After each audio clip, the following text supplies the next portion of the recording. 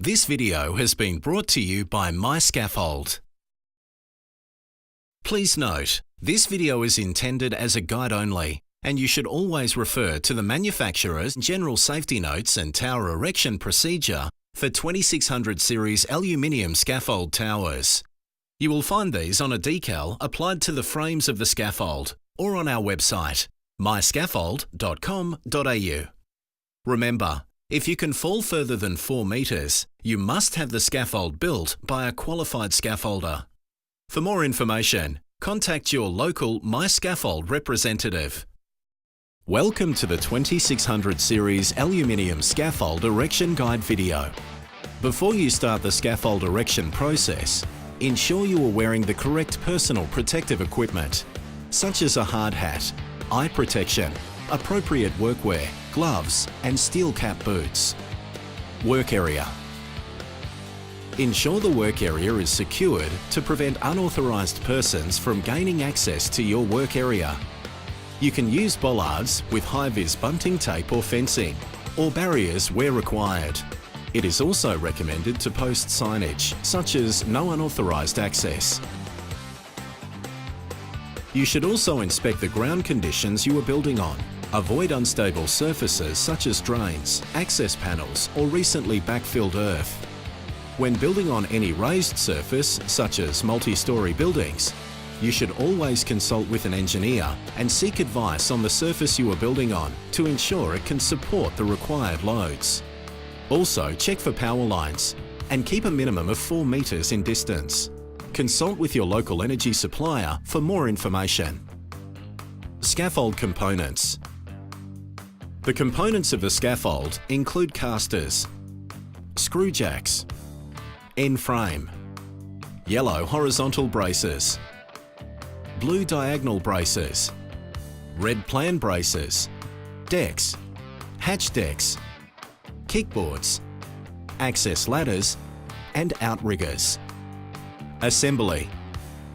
Insert the casters or screw jacks into the base of the end frame, ensuring the caster is secured to the frame and the wheel is in the locked position. Stand the end frame up and attach a yellow horizontal brace to the vertical part of the frame at the lowest point on each side of the frame, ensuring the ring grip is facing outwards. And stand up the opposite end frame. Attach the other 2 ends of the yellow horizontal braces. Attach the red plan brace to the opposite corners. The scaffold base should now be in a square configuration. Use a spirit level and adjust the caster or screw jack to level 3 sides of the base of the scaffold. Attach the blue diagonal braces starting from the lowest transom of the frame. Apply the additional blue diagonal braces in a cross-diagonal configuration on each side and ensure all ring grips are engaged and secured. Top up the end frames to the next deck handrail height and ensure the frame clips are engaged and secured. Hang the ladder temporarily in position either prior to or after installing the hatch deck, depending on ladder length. Install one deck as a temporary deck, approximately 1 metre from the ground between both frames.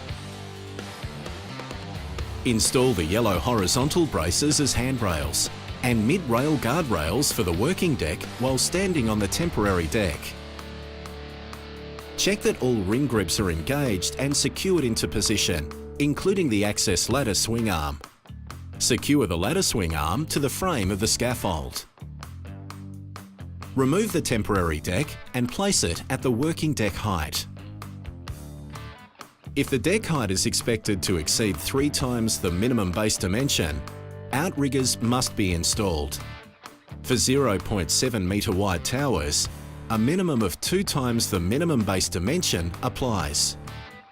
For example, for 0.7 metre wide towers, outriggers are required where top deck heights are over 1.6 metres. Towers that are 1.2 metres wide, as shown in this video, will require outriggers with top deck heights over 3.6 metres. Then access the first working deck level.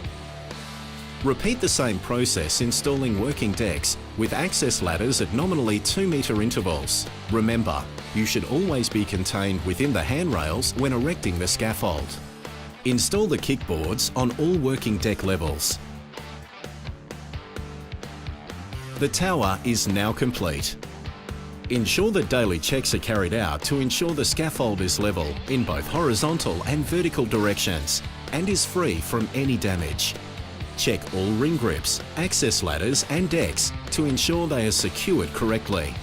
If the scaffold has been overloaded or has been exposed to impact damage, you must remove the scaffold from service and contact your Myscaffold representative for further information. For further information, visit our website myscaffold.com.au.